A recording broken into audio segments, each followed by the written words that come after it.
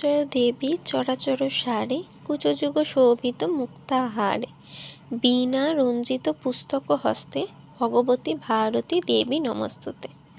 শুভ সকাল, শুভ বসন্ত পঞ্চমী। যখন আমি ব্লগটা দিচ্ছি, যেদিনকার ব্লগটা দিচ্ছি সেদিন হচ্ছে বসন্ত পঞ্চমী। আকাশে বাতাসে চারদিকে শুধু মা সরস্বতীর আরাধনার গন্ধ। সেই দিয়েই আমি আজকের ব্লগ শুরু করছি। আমার সকালবেলা উঠে স্নান টান করা হয়ে গেছে, আর দেখতে পাচ্ছ ঠাকুরকে ফুল দেওয়াও হয়ে গেছে। তখনও আসলে পঞ্চমী শুরু হয়নি, পঞ্চমী তো শুরু হয়েছিল প্রায় 12টা 15 বা 20 এরম সময় থেকে। ঠিক আছে, কিন্তু পঞ্চমী শুরু হবে না বলে যে আমি ঠাকুরকে ফুল দেবো না তা তো নয়। তো এই যে আমিও স্নান টান করে হলুদ জামা কাপড় পরে নিয়েছিলাম। বসন্ত পঞ্চমী বা বলতে পারো সরস্বতী পুজো মানে একদম ছোট থেকেই শিখে আসা হয়েছে যে হলুদই পরতে হয়। তারপরে নিয়ম, গায়ে একটু নিম হলুদ মাখতে হয়। সেদিনকে নিম হলুদ মাখলে নাকি গায়ের রং পরিষ্কার হয়। ছোট থেকেই আমার মা আমাকে নিম হলুদ মাখিয়ে যাচ্ছে প্রত্যেক বছরই, কিন্তু বুঝতে পারিনি, কোনো পরিবর্তন দেখতে পাইনি। যাই হোক, সেটা বড় কথা না, বড় কথা হচ্ছে এত অত্যধিক মাইক বাজছিল পাড়ার পুজো প্যান্ডেলে যে সেই জন্য আমি সমানে ভয়েস ওভারই দিয়ে যাব। আর এই যে দেখো, এত মাইকে এত আওয়াজ শুনে মানে নিজেকে কন্ট্রোল করে রাখাটাও খুব ভয়ঙ্কর ব্যাপার। তো আমি নাচছিলাম, আমি মাকে বলছিলাম আমি একা কেন নাচবো, তুমিও আমার সাথে নেচে যাও। ওই জন্য মাও একটু এসে কোমর দিলিয়ে চলে গেল। আর এই দেখো, দেখতে পাচ্ছ সবচেয়ে বড় মেম্বার, সবচেয়ে আমি যেই এসছি ওই দৌড়েছে। এখন আমি বলেছি আমি ফটো তুলছি, ওই জন্য ফটো তুলবে বলে ওরমভাবে দৌড়াচ্ছে, এদিক আর ওদিক করছে। এনার কিন্তু প্রচণ্ডই শরীর খারাপ। শরীর খারাপ তো কি হয়েছে, এখন সে দৌড়াতে পারলেই বাঁচে, এদিক আর ওদিক। আর এই মানে ইনি হচ্ছেন ক্লাবের সবচেয়ে বড় মেম্বার। বাই দ্য ওয়ে বলে থাকি, আমাদের বাড়ির সামনে যে ক্লাবের পুজো হয়, সেই পুজোর এইবারে মানে একদম দায়িত্ব নিয়েছিল একদম খুদেরা।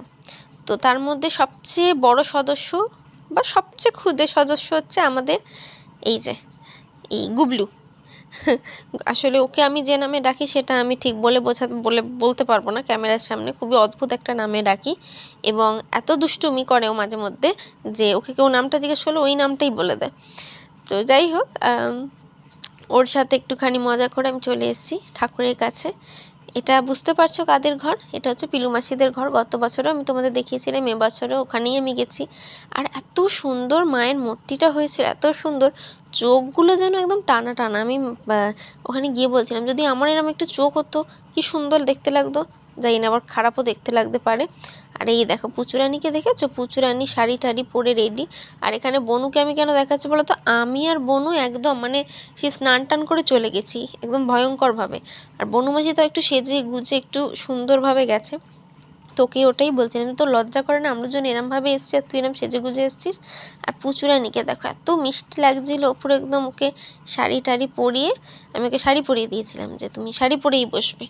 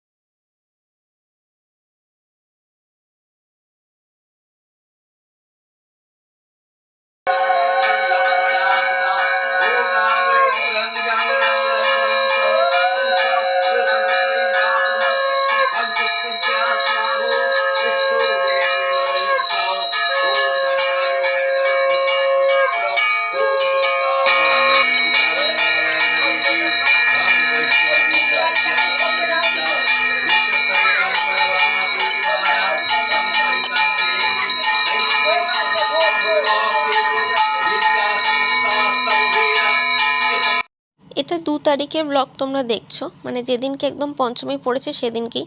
পঞ্চমীর পুজো পুষ্পাঞ্জলি শেষ হয়েছিল আমাদের, তখন বাজে প্রায় 3টে বা 3:10-15।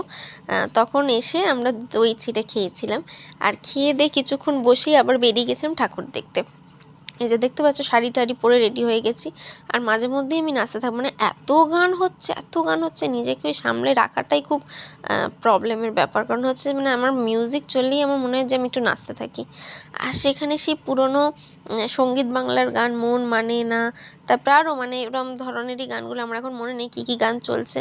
তারপরে কিশোরী গানটা যদি আমি এখনও শুনিনি ঠিক করে, তখনই আমি প্রথম শুনলাম। তারপরে ডাকাতিয়া বাসি, ওই সারাদিন ওই চলে গেছে, আর আমি সারাদিনই কোমর দুলিয়ে গেছি। এই দেখতে পাচ্ছ মাথাটা খারাপ হলে যা হয় আর কি।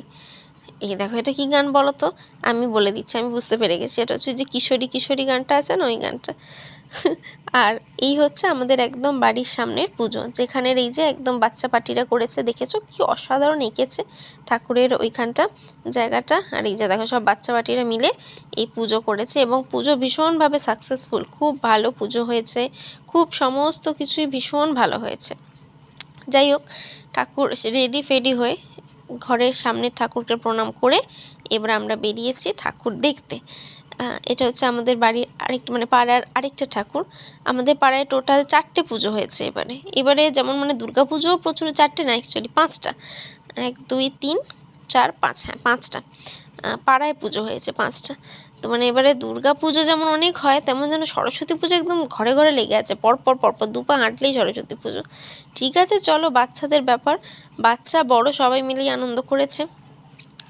বাগদেবীর আরাধনা, শুধু ঠাকুরের কাছে এটাই চাই যে সবাই যাতে সমস্ত শিশুই যাতে মানে পড়াশোনা করতে পারে এবং পড়াশোনার আলোয় নিজেকে আলোকিত করতে পারে। হ্যাঁ, আর এই দেখো এবার বেরিয়ে গেছি, এটা শিবপুরের ওইদিকে। এটা হচ্ছে আমি একদমই নামটা ভুলে যাই কোন ক্লাবের নাম, কিন্তু এইখানে আমি গত বছরও দেখিয়েছিলাম যে এখানে ঠাকুরের মানে অসাধারণ মূর্তি করে, এইবারেও অপূর্ব মূর্তি করেছে, খুবই সুন্দর। আর এত সুন্দর ঠাকুরকে দেখতে লাগছে যে কি বলবো, ঠাকুর সাজানো তো অপূর্বই, মানে ওদের প্যান্ডেলটাও খুব সুন্দর হয়। এইবারে দেখলাম লাইটিংটাও খুব সুন্দর অন্য রকম। এই যে শিবপুর পদাতিক সংঘ, এই আমি এটা লাইটটা দেখে মনে পড়েছে, সেটা হচ্ছে যে শিবপুর পদাতিক সংঘের পুজো, এবং এদের প্যান্ডেল ভীষণ সুন্দর হয়, মাতৃপ্রতিমা ভীষণ সুন্দর হয়। এবারে লাইটিংটাও দেখলাম একদম ইউনিকভাবে, ভীষণ সুন্দর করেছে। আর এই সব ঘুরে আমি প্রথম যেখানে গেছিলাম সেটা হচ্ছে স্কুলে, আমার স্কুলে, কারণ জানি সোমবারে স্কুল তো ছুটি, মানে স্কুলে পুজো সোমবারই হবে, কিন্তু আমার তো ছুটি নেই, তাই মানে মন একদমই মানছিল না, একবার একটু স্কুলে যেতে পারলে খুব ভালো লাগতো। তো সেই জন্যই স্কুলে গেছিলাম। আর স্কুলে গিয়ে সেই পুরোনো দিনের কথা মনে পড়ে গেল। আমরাও এরকম মানে ক্লাস 9 10 থেকে শুরু হচ্ছে সরস্বতী পুজোর কাজ করা, সরস্বতী পুজোর আলপনা, আমাদের স্কুলে ভীষণ বিখ্যাত হচ্ছে পুজোর আলপনা, ভীষণ সুন্দর করে আলপনা দেওয়া হয়, আলপনা দেওয়া, মাঠের মধ্যে রঙ্গোলি করা, ভীষণ সুন্দর। আর এই ঘরটা হচ্ছে এক্সাম হল থাকতো, মানে যখনই আমাদের পরীক্ষা হতো তখন এই ঘরেই আমরা পরীক্ষা দিতে বসতাম, সব ঘরেই থাকতো, এই ঘরটা মানে মেন, এটা আর এটা হল 1, আরেকটা ছিল হল 2, যে এই দুটো ঘর ভীষণ বড় বড় থাকতো, বড় বড় ছিল।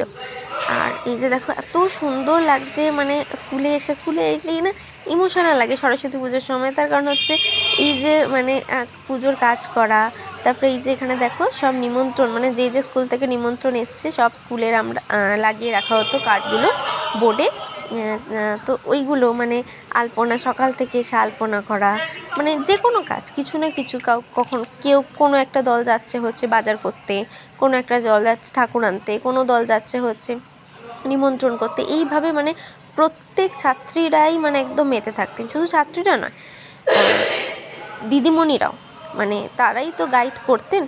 আর এখানে দেখো কত প্রাইজ, আমাদের স্কুল প্রচুর প্রাইজ পেত এবং পায় এখনও, সেগুলো সাজানো হয়, সব কটা আনা সম্ভব হয় না, যতটা পারা যায় ততটাই আনা হয়, কারণ অনেক লোকজন আসে, অনেক স্টুডেন্ট আসে এই সময়, তো সেই সময় সম্ভব না। কি সুন্দর যেন হয়ে গেছে, মানে আগের থেকেও এখন ভীষণ সুন্দর। আর এই যে দেখো আমাদের স্কুলের মাতৃপ্রতিমা, এত সুন্দর দেখতে লাগছিল, এত সুন্দর, মানে মন করছিল, একদম আমাদের রেডি ছিল সমস্ত কিছুই। আমি শুনলাম যে সেদিনকে পুজো নয়, পরের দিন সকালে মানে সোমবার একদম ভোরবেলাতেই পুজো হবে। এত অপূর্ব মাতৃপ্রতিমাটা দেখতে হয়েছিল, মানে আমি হয়তো বলে বোঝাতে পারবো না, ভাষায় বোঝাতে পারবো না। আর এবছরে আমাদের সরস্বতী পুজোর বিশেষ আকর্ষণ ছিল হচ্ছে এক্সিবিশন, সায়েন্স ফেয়ার হয়েছিল আমাদের স্কুলে সরস্বতী পুজোর দিন মানে সোমবার 3রা ফেব্রুয়ারি, সেই উপলক্ষেই একদম প্যান্ডেল হয়ে গেছিলো মাঠেও, কারণ মাঠ ঘেরা হয় না, এই প্রথমই করা হলো। আর আমাদের স্কুলের ভীষণ মানে বিশেষ আকর্ষণ থাকে হচ্ছে এই যে মাঠের রঙ্গোলিটা, একটা মাঠের মধ্যে ভীষণ বড় করে রঙ্গোলি দেওয়া হয় লালবাড়ি, আর মানে এই মাঠের একদিকে আছে হচ্ছে লালবাড়ি আর একদিকে আছে সাদাবাড়ি। ভবানী গার্লস এই জন্যই বিখ্যাত, মানে ভবানী গার্লসের 2টো বাড়ি, একটা লালবাড়ি সাদাবাড়ি, যা প্রাইমারি সেকশনে এই 2টো ভাগে বিভক্ত।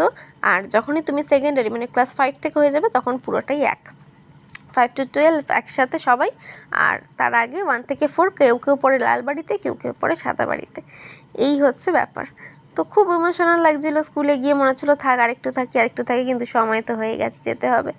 তারপরে বেরিয়ে পড়েছিলাম পরপর ঠাকুর দেখতে। এটা হচ্ছে ভ্যানেশখালী মাঠের ঠাকুর, ভীষণ স্ট্রং একটা মেসেজ ছিল মেয়েদেরকে নিয়ে, মা সরস্বতীর সাথে যে মানে প্রত্যেক মহিলারই, অবশ্যই মহিলা পুরুষ সবর মানে প্রত্যেক শিশু সন্তান, সে পুত্র হোক কন্যা হোক, সবারই শিক্ষার আলোয় আলোকিত হওয়া উচিত, কিন্তু মহিলাদের বিশেষ করে মানে একটা কন্যা সন্তানের ভীষণভাবে দরকার পড়ে শিক্ষা অর্জনের। এবং শুধু তাই নয়, তারা যে বিভিন্ন অনেক কিছুর মধ্যে থেকে যায়, সেগুলো যাতে তাদের মধ্যে থেকে না যেতে হয়, তারাও যাতে একটা সুস্থ স্বাভাবিক পরিবেশ পায়, সেটার জন্যই এই পুজো, মানে সেই বার্তাই দিতে চেয়েছিল। ভীষণ একটা স্ট্রং মেসেজ ছিল।